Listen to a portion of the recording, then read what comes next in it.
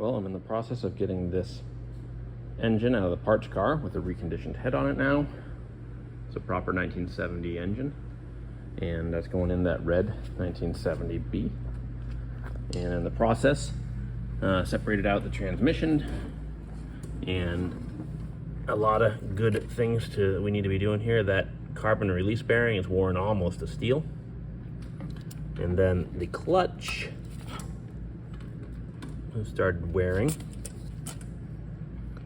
You can see it's worn right down to the rivets. So I'm guessing that may be why this parts car that is no longer with us was parked originally.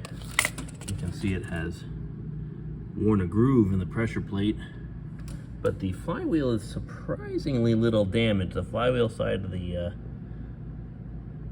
the clutch doesn't show a lot of wear. Maybe wise just to get that resurfaced anyway. The seal itself, other than the damage I did getting it out, doesn't actually look that bad, but it was definitely leaking. You can see all the oil in the bell housing.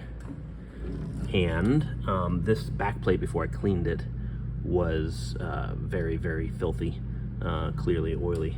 But I don't know if you can see it, but the reason that was leaking, you see that on the very top of the crankshaft there's a groove. You can see that kind of black line. And with the backplate on, I can't get a fingernail on it to see how deep it is really, but I can just feel it with this pick, and you can tell it's there. And that should be deep enough to cause problems with the new seal sealing up. So I had, knowing this was going to be a problem from the beginning, ordered up a speedy sleeve for it from Rock Auto of all places. They sell it at Moss, but Rock Auto had it for significantly less money, and here we are. So we're going to put the speedy sleeve on it, got another seal, put that in there, put the seal retainer back on, flywheel back on, and a new clutch.